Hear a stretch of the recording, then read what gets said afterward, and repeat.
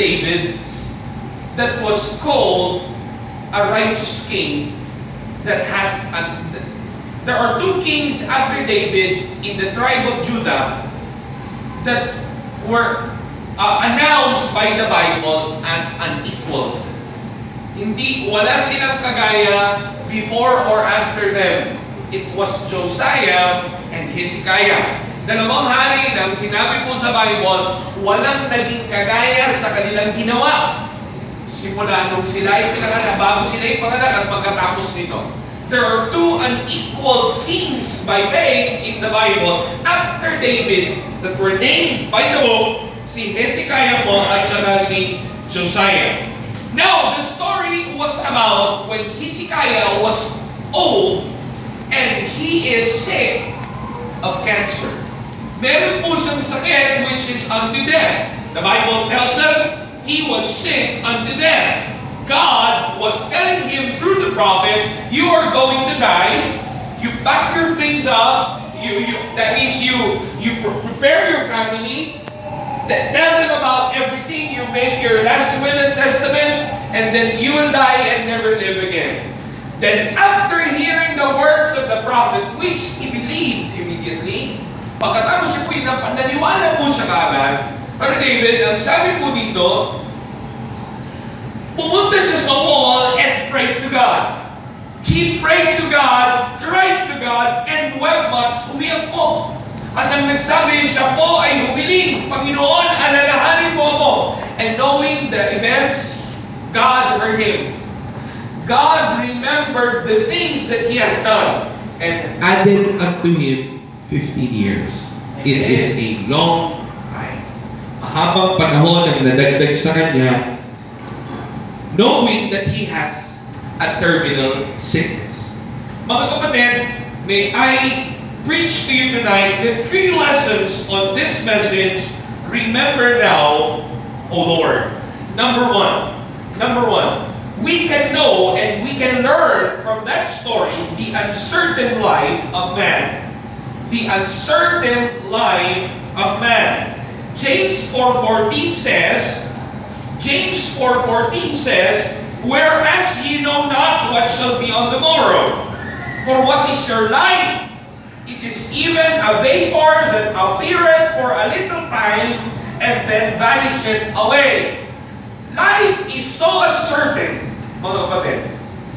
Don't you be ever sure of life knowing that you have money, knowing that you have good health, or knowing that you have a bad health. You don't describe life, huwag mong idipina ang iyong buhay ayon po sa ating nakikita. Okay? You don't measure life on the things you see.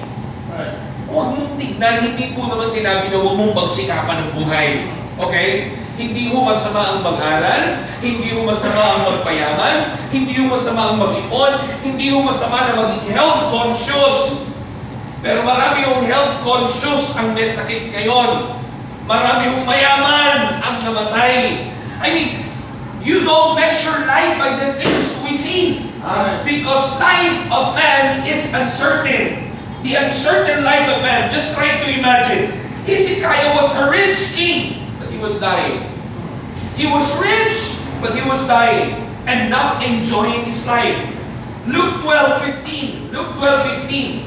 When I said not enjoying, it was on the very day that he knew he will die.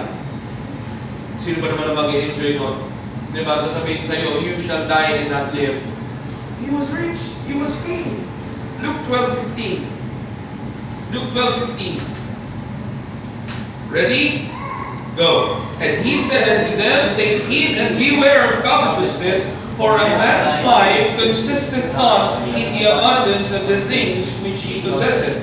Magsiingat kayo, sabi ng Panginoon, sa kasakiman, sapagkat ang buhay ng tao ay hindi nasusukat sa dami ng mga ari-arian na kanya pong pag-aari.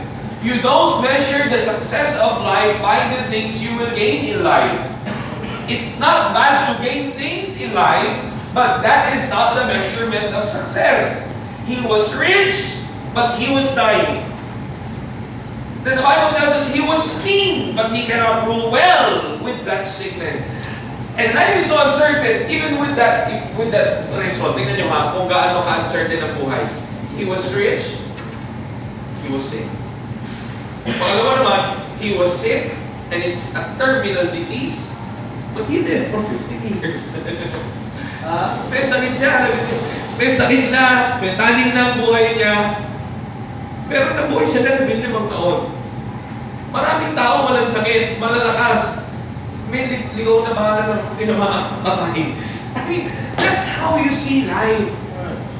Your life is under the hand of God. No matter how sick you are, or no matter how good health you have, the Bible tells us life is uncertain. You don't measure it, you don't be sure about it by the things that you see. That's why the Bible encourages us to live by faith and not by sight. Amen. Let us not waste our time running away from God. The only sure life on earth is a life under the perfect will of God. Amen. Ang natatanging kong tiyak na buhay, mga kapatid, may lakas o wala, may karamdaman o wala, may pera o kukunti ang pera o maraming pera, ano man ang meron ka ngayon, ang sukatan ng kasiguraduhan ng buhay mo ay nasa Panginoon pa rin. Amen. Some measure life by their age. Bata pa naman kasi ako, kaya marami pa akong pwedeng gawin kaya sa faithful. Look on Ecclesiastes chapter 12. Ecclesiastes chapter 12. The uncertain life of man. Ecclesiastes chapter 12, verse number 1. Number 1. Ecclesiastes chapter 12, verse number 1. The old king, who was called the wisest man in the earth, learned something, a very important thing, and he wrote it all on Ecclesiastes. Ito pong Ecclesiastes ay nasulat po ni Solomon, sabi ho ng tradisyon, nung siya'y may edad na. Sa kabila ng maraming babaeng ganyan, to all the girls he loved before, 700 wives, 300 concubines, with all the punishments came from God, pinalo siya ng Diyos, sira ho ang kaharian dahil sa Kanya, and with all the bad influence that He gave to those people under Him, he learned the great lesson of life. Verse number 1. Remember now thy Creator in the days of thy youth, while the evil days come not, nor the years draw nigh, when thou shalt say, I have no pleasure in them. You be faithful in your young age. You give your life at your young age. There is only one sure life on earth, and that is on verse number 13. Are you ready? Let us hear the conclusion of the whole matter. Fear God and keep His commandments, for this is the whole duty of man. For God shall bring every work into judgment, with every secret thing, whether it be good or whether it be evil. Before I preach this message, the devil put some doubts in my heart. And he said, what if you die today? And what if there is no resurrection from the dead? And what if there is no heaven? And everything will be nothing. Everything will be nothing.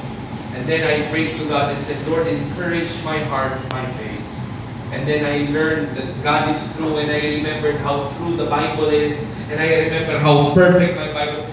And faith is so powerful enough to believe the truth beyond reasons. Higit pa sa kayang isipin ng logic, kasi logic ang pinagagana ng tao minsan eh. Pero pag ang pananampalataya po ang umangat, pag ang pananampalataya po ating ginamit, at reasonable naman ang ating pananampalataya, at kung ito'y pag-aaralan din naman, totoo ang Biblia, totoo ang Diyos, totoo ang Panginoong Jesus na namatay para sa atin, totoo ang kanyang pagkabuhay muli, totoo ang gawain ka ating ginagawa. Ang ibig sabihin mga kapatid, habang buhay pa ako, sana maisip ko, lahat matatapos, lahat mawawala. At kung ano man ang gagawin ko kay Kristo, yun po ang maglalas. Amen. Praise God, there is a promise, and there is a great commandment by the wisest King Himself. Amen. Let us hear the conclusion of the whole matter. Fear God and keep His commandments. You don't live your life on your own.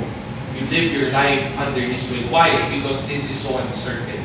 Napaka-hindi tiyak ng buhay. Hindi mo alam paglabas mo, baka masasagasaan ka. Hindi natin alam, baka bigla na lang tayong garahin ng China. We don't even know. But whatever it is, kahit pa magkaroon ng taggutom sa Pilipinas, kahit pa magka-El Nino, o kahit ano pa ang problema dumating, isa po ang sinasabi ng Biblia, habang nabubuhay ka, sundin mo ang Panginoon, hindi ka maliligaw na lang. Amen. Life is so uncertain, but praise God, there is certainty in the hands of the mighty God. There is sureness, rest assured in the mighty hand of God. Kaya nga yung kanta napakaganda yun. It is well with my soul. It is well with my soul. No matter how, kahit po ano nang mangyari, kahit ano na hong persecution, a man can live in peace if he is under the will of God. Amen? So please do not waste your time running away from God. Start to go back. Start to find the way under His will. And once you are living your life under His will, life is sure with God's protection. Amen? And the uncertain life of man. Number 2, the unequaled faith of Hezekiah. The unequaled faith of Hezekiah. 2 Kings chapter 18 verse number 3, as we have read. Let us read again. 2 Kings chapter 18 verse number 3. The Bible tells us, 2 Kings chapter 18 verse number 3. If you're there, say amen. Amen. Ang sabi po ng Bible, read. And he did that which was right in the sight of the Lord. Ang sabi po ng Bible, and he did that which was right in the sight of the Lord, according to all that David his father did. Pinakinggan po ng Diyos ang kanyang napakahirap na panalangin para sa tao. Para sa tao, para sa doktor, para sa pera. There is no amount of money that can change the future of a dying man. Yes, sir. Wala po. Na-prolong ng konti ng mga machine, but the death was sure then in that time.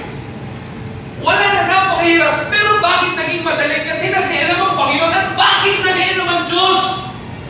Kasi meron po siyang magandang patotoo. The unequal faith of Hezekiah. No wonder why he was heard by God. No wonder why the miracle came. No wonder why God heard him. He immediately prayed. Hello, are you with me? Majority of all sick people pray to God.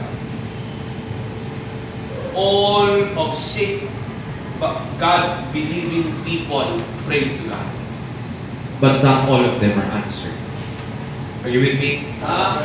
Majority, if not all, of the Christians who have problems, terrible problems, pray to God.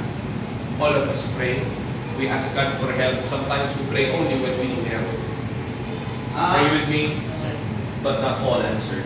Not all are answered. Only but a few chosen men are answered. Praise God, He listens to prayer. Praise God, He answers prayer. But when it comes to terrible needs, hello, are you with me? Marami hong nananalangin, umiiyak po sa Panginoon. Pero bakit may iilan talaga na nasasagot niya? Meron talagang mga tao na nakakatikim. Hindi ko alam ang mga perfect plan ng Panginoon sa bawat isa sa atin. Pero may iniiwan po ang Biblia ng mga ilang paraan kung paano sa darating na pangangailangan maaari kang humiling at papakinggan ka ng Diyos. At isa na po dito para sa akin ay ang hindi mapapantay ang pananampalataya ni Hezekiah. He restored worship in his time. Are you with me? He restored worship in his time. 2 Chronicles chapter 30 verse 1 to 4. 2 Chronicles chapter 30 verse 1 to 4. Are you ready? 2 Chronicles chapter 30 verses 1 to 4. And Hezekiah, are you there? Samahan niyo po ako. And Hezekiah sent to all Israel and Judah and wrote letters also to Ephraim and Manasseh, that they should come to the house of the Lord at Jerusalem to keep the Passover to the Lord God of Israel. For the king had taken counsel and his princes and all the congregation in Jerusalem to keep the Passover in the second month. But they could not keep it at that time because the priests had not sanctified themselves sufficiently. Neither had the people gathered themselves together to Jerusalem. And the king pleased the king and all the congregation. Noong pong panahon, bago po si Hezekiah, matagal pong hindi nag-worship ang mga tao ng Diyos. And they have gods of different kinds. But when he became king, he restored the Passover worship. Ito po yung isang feast na kung saan inaalala ang nangyari po kay Moses noong pong panahon ng 10th plague. Nung pinatay po ng Diyos ang mga panganay ng Egyptyo, si Moses po at kasama po ang mga Hudyo, nagpintura po ng dugo sa doorpost po nila at saka po nananalangin sa Panginoon, and then the angel passed over them. Hindi sila pinatay ng anghel. Doon po nagsimula ang Feast of the Passover, and it pictures Jesus Christ. Ipinipicture po nito si Jesus, and it became a worship to the people of Israel. Nawala po yun. But when Hezekiah became king, he restored worship. Are you with me? Are you with me? Most of the sick Christians pray to God for help. But not most of the sick Christians love worship. Marami po ang nagkakasakit, marami po ang nagkakaproblema, marami po ang nahihirapan sa buhay ng mga mananampalataya na gustong sagutin ng Diyos ang kanilang hiling. Ngunit hindi po silang lahat ginagalang ang araw ng pagsamba. Ginagalang ang oras ng pagsamba. Always remember, kung paano pong si Hezekiah napakinggan ng Panginoon, hindi ko po sinasabi na ito lang ang paraan. Kasi po ang Diyos, maawain Diyos. Kahit nga hindi tayo deserving eh. Kahit nga sablay tayo, sino ba ang deserving ng blessing ng Panginoon sa atin? Hindi ko po sinasabi na ito lang ang susi, pero pwede nating tignan kung paano, bakit, na mamamatay na si Hezekiah, pinuhay ng Diyos. Eh mga kapatid naman, tignan nyo naman kung gano'n niya kamahal ang pagsamba. Marami pong tao ngayon, hiling ng hiling sa Panginoon. Pero pag oras ng worship, parang ang babaw-babaw lang ng Diyos sa kanilang buhay.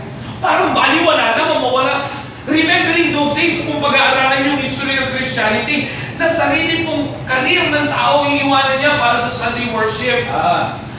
Importanteng mga bagay ipagpapalit para sa pagsamba sa Panginoon. But we are in a generation where people think that going away from the services of worship is as easy as that.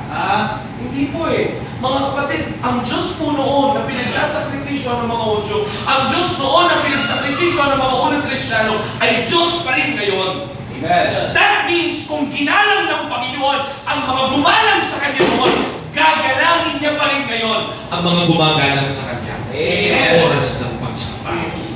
Try to imagine if we would have the faith of Hezekiah, all of our members will be here. But what happened? We will be filled on Wednesday. We will be filled on Sunday afternoon. We will be filled on Sunday morning. Why? Because they honor worship. He restored worship in this time. The unequaled faith of Hezekiah. My friends, my beloved, be steadfast, unmovable, always abounding in the work of the Lord. For as much as ye know that your labor is not in vain in the Lord. And I hope and pray that even if many Christians will belittle worship, I hope and pray that you tonight will still give high regard to worship. Sana ho, kung ang iba minaliit ang pagsamba, yung iba ho may dahilan, at naniniwala ako may dahilan ng iba, hirap talaga. Pero naniniwala po kung marami po, hindi lang sa church natin, pati sa ibang simbahan, nagtatahilan. I went to a church with a 300 in attendance every Sunday morning. And we attended their prayer meetings and they have only 6 people. 6 people. 300 on Sunday morning. 6 people at prayer meeting. With 4 from the pastor's family. Pastor, asawa niya, 2 anak. Nakadalawang pera. That's it. Mga kapatid, I hope and pray that we will continually love worship. Amen. Kasi ho, ang dahilan nito, tayo po papunta ng impyerno, namatay yung Panginoon para sa atin. Ibig sabihin ngayon sa langit tayo pupunta. Kaya ang anumang araw ang hingin niya, kung para din naman sa Panginoon na nagligtas sa akin sa impyerno, ibibigay ko at magsasamba ako. That's worship. That's worship. He restored worship. And he regarded God.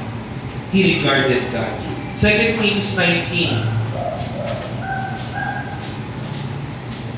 2 Kings 19. 2 Kings 19. Verse 1 to 7.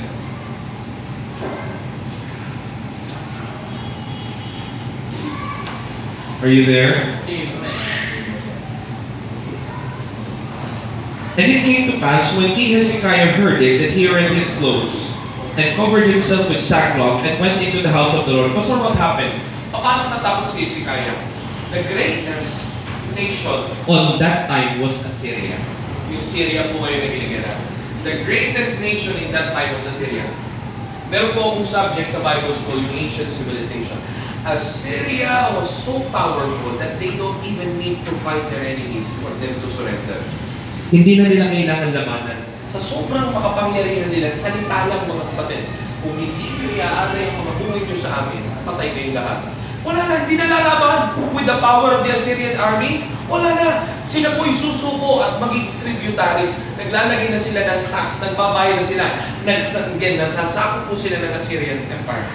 Ang Judah po ay napakaliit na kaharian. Pinuntahan ng Assyrian Empire. Sinabihan sila, magbayad na lang kayo, hindi na namin kailangan pagpapatayin kayo lahat kasama pa ng hari ninyo. Huwag kayo maniwala sa hari ninyo, tsaka yung kasama niya laging preacher si Isaiah. Sabi ho ng tauhan po ng hari, sumuko na lang kayo, ibigay nyo lang. Kaya si Hezekiah po natakot, umiyak sa Panginoon. Verse number 2, and he said, Eliakim, which was over the household, and Shebna, the scribe, and the elders of the priests, covered with sackcloth to Isaiah the prophet, the son of Amos. And they said unto him, Thus saith Hezekiah, This day is a day of trouble and rebuke and blasphemy. For the children are come to the birth, and there is not strength to bring forth. It may be the Lord thy God will hear all the words of Rabshakeh. Si Rabshakeh po yung assistant po ng hari ng Assyria, na nanakot po sa kanila. Whom the king of Assyria's master had sent to reproach the living God. Sinong Diyos ang makakapagligtas sa inyo? Sa dami ng mga Diyos-Diyos ang pinatumba ng Diyos ng Assyria. That was the words of Rabshakeh. And then the Bible tells us, sinabi niya, ito yung panahon na binaliit nila ang Diyos, and will reprove the words which the Lord thy God hath heard. Wherefore lift up thy prayer for the remnant that are left. So the servants of King Hezekiah came to Isaiah. Sa madali pong sabi, lumapit po siya sa Panginoon. Niregard niya ang Panginoon sa kanyang buhay. At pagdating po sa verse number 36 and 37, ito po yung hari na matapang. Ito po yung hari na makapangyarihan. Ito po yung hari ng Assyria na nakakatakot. Verse 36. So Sennacherib, king of Assyria, departed and went and returned and dwelt at Nineveh.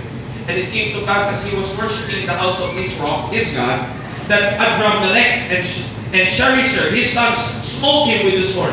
And they escaped into the land of Armenia. And Esarhaddon, his son, reigned in his stead. Patay mo yung hari, pinatay ng mga sarili na lang. Umuwi ng walang nagawa sa Israel. Umuwi ng walang nagawa. Alam niyo po yung northern part, nasakop po ng Assyria yun. Yung southern part na maliit, dahil may hari sila na umiyak sa Panginoon at nanalangin. Hindi niya po pinaya. Nagbigay po ng takot ang Diyos sa kanilang mga ari at nagtakbuhan. Umuwi po ang hari, pinatay ng kanyang dalawang anak, at hindi po niya nagawang sakupin ng Judah. Are you with me? Amen. Brethren, it was written in history, all the kingdoms that were overcome or yung tinalo ho ni King Sennacherib, nakasulat po yan sa history. Yes, Kung paano nagbigay ng tribute sa kanilang mga hari, hindi po kasama ang kaharian ni Hezekiah. Bakit? Kasi may hari at may propeta na nire-regard ng Panginoon sa lahat. Amen. Paano siyang pinakinggan ng Diyos? Because he regarded God in his life. Do you regard God? Yung po yung memorize na natin na verse, Proverbs chapter 3, in all thy ways acknowledge Him. Totoo ba talaga? Or pag little things we don't regard God? Kahit simpleng bagay kung mamumupit ka, natitim kang mamupit, natitim kang magkasala, do you regard God? Yes, we cannot perfect it. Hindi natin kayang i-perfect. Are you with me? There are certain times we are in the flesh and we don't regard God. But really, the question, do you regard God? Do you acknowledge Him? Ina-acknowledge mo ba siya sa decision making mo? Sa bawat ginagawa mo ba, nakikita mo ba na nakikita ka niya? Alam mo ba na yung iniisip mo at yung mga hindi alam ng tao, alam niya? Tama. Do you regard God? Because Hezekiah regarded God in his life. And he rejected evil. He rejected evil. Hezekiah rejected evil. Nireject niya po ang kasamaan. Nireject niya po ang kalokohan. And I believe he just deserved. To be answered. Ah, Ako po'y naniniwala ng buong puso, nakita ng Panginoon ang kanyang mga ginawa. At binigyan siya ng pagkakataon ng Diyos na masagot. Uulitin ko po, hindi lang ho yun ang susi para pakinggan ang ating panalangin. Sapagkat napakahiwaga ng grasya at pag-ibig ng Panginoon. Pero sana po maintindihan din natin, ang Panginoon kahit walang favoritism, ang ibig ko sabihin, lahat tayo minahal niya, lahat tayo paparusahan niya pag nagkamali, nakikita niya ang dapat pagpalain. Alam niya na yung mga panahon na walang nakakakita sa iyo, walang nakakabati ng iyong katapatan, pero nagtatapat ka pa rin. Naka-record naman sa Panginoon yan. Amen. At kaya niyang suplihan ng pananampalataya. The unequal faith Of Hezekiah. And last, of course, the unfailing grace. of God. Amen. The unfailing grace of God. Of course, we know it. In spite of the goodness, even with All the faith of Hezekiah, man is still undeserving. kanina sinabi ko, deserving siya in human reasons. Kumbaga, pag-isipin mo nga naman, hiling ng hiling ang tao sa Diyos. Pero pagkatapos, pag ang Panginoon naman ang may hiling, dead pa naman ang Diyos. Are you with me? Siyempre, wala naman ang Panginoon, nakikita naman ho yun. Yung mga panahon na lumalaban ka sa kasalanan, yung mga panahon na ginagawa mo yung tama, yung mga panahon na nagtatapat ka, yung mga panahon na tinataas mo siya. Pero sa kabilang banda naman, kung titignan mo naman ang grasya ng Panginoon, at titignan mo naman ang kaibuturan ng puso ng tao, kahit po ang dami nating nagawa sa Diyos, sino pa naman talaga ang talagang masasabi natin, eto, karapat dapat lagi pinapakinggan ng Diyos. Di ba't hindi rin naman? I hope yung nagigets yung hindi ko kinokontra yung dalawa. Yung pananampalataya ni Hezekiah, sadya kasing sinusuklian ng Panginoon. Pero sa ikatlong banda naman mga kapatid, kahit naman siya'y nananampalataya, yung sakit niya naman dapat talaga mamamatay siya noon. Kasi tao lang mo tayo, pag ang kalusugan natin nasira, ang ating buhay talagang mamamatay tayo. Halimbawa, magpasagasa ka, mamamatay talaga. I mean, death is sure in this life. Pero doon mo nga makikita yung unfailing grace of God. No matter how sure death was, He added 15 years. That's grace, brother. Amen. That's grace. Yes, he deserved to be answered on the point na siya'y nagtatapat sa Panginoon. Sapagkat nakalagay naman sa Bible, sinusuklian ng Diyos ang pananampalataya. Pero teka, kung titignan nyo rin naman sa isang banda, pwede rin naman na Hezekiah talagang dapat na mamatay kasi may sakit siya. Pero mga kapatid, kahit ano pang sabihin natin dapat, kahit ano pang sabihin natin sigurado, pag tinignan mo ang grasya ng Panginoon, hindi pa rin Ito masasaklawan dito. Amen. Hindi pa rin ito masasaklawan. Napakayaman ng grasya. Huwag nga lang nating abusuhin kaya ibinigay mo yung point number 2. Kasi nga naman, hindi, pag ako naman humiling sa Panginoon, sasagutin niya ako. Si Hezekiah nga, sinagot eh. O teka, tingnan mo naman ang buhay ni Hezekiah. Yun ang gusto kong i-point. Ha? Huwag naman lagi naman na, hindi, pag humiling naman ako sa Lord, sasagutin niya to. Hindi. Tingnan mo naman si Hezekiah kung paano kung patotoo niya yung naging maganda. Pero sa kabilang banda rin naman, hindi naman laging yun. Lord, ang bait-bait ko, kaya dapat pakinggan mo ko. Kasi kahit anong bait natin, pag talagang dumating ang problema, dapat lang naman problema tayo. Pag dumating ang kamatayan, dapat naman mamatay tayo. Pero kahit ano pa dumating, kamatayan, problema, kahirapan, at ano pang laki ng problema, hindi niyan masasaklawan ang grasya ng Diyos. Pag ang grasya ng Diyos gusto ka mabubuhay, mabubuhay ka. Pag ang grasya ng Diyos gusto kang yumaman, yayaman ka. Pag ang grasya ng Diyos gusto kang magpatuloy, makakapagpatuloy ka. That is how rich and great the grace and love of God. Amen. And what's the point? Go to God. Be under His presence. Because there is an unfailing grace flowing from the river of love of God. Amen. Hindi natatapos ang kanyang hawak. That Yes, means you amen. will not. You don't abuse it. Kagaya ng panalangin ni Brother Joel. You don't abuse it. Huwag mo abusuhin. Kasi may point number 2 tayo. May pananampalatayang nire-regard din ng Panginoon sa mga nagre-regard sa Kanya. Kaya hindi naman pwede sabihin, hindi, kahit mabuhay ako sa kasalanan, ang grasya ng Diyos mayaman. Teka, kaya ang daming nananalangin sa Panginoon. Hiling ng hiling, hindi dumarating ang pagpapala, hindi dumarating sa... Kasi sinasadya nila ang buhay nila malayo sa patotoo na tama eh. Pero yung sa ikatlong banda naman, sa kahit anong katapatan natin, sana maisip po natin, mayaman ang grasya at awa ng Panginoon. Maaari kang bumalik at magtapat sa Kanya. Maaari kang maging tiyak at huwag matakot dahil tiyak ang awa at grasya niya. Napakayaman. Are you with me? Okay. And that's how God remembered that prayer. Remember now, O Lord, and God remembered that prayer. The uncertain life of man, the unequaled faith of Hezekiah, and the unfailing grace of the Almighty God. God bless us all tonight. Let us be under His perfect will. Tumayo po tayo. Panginoon,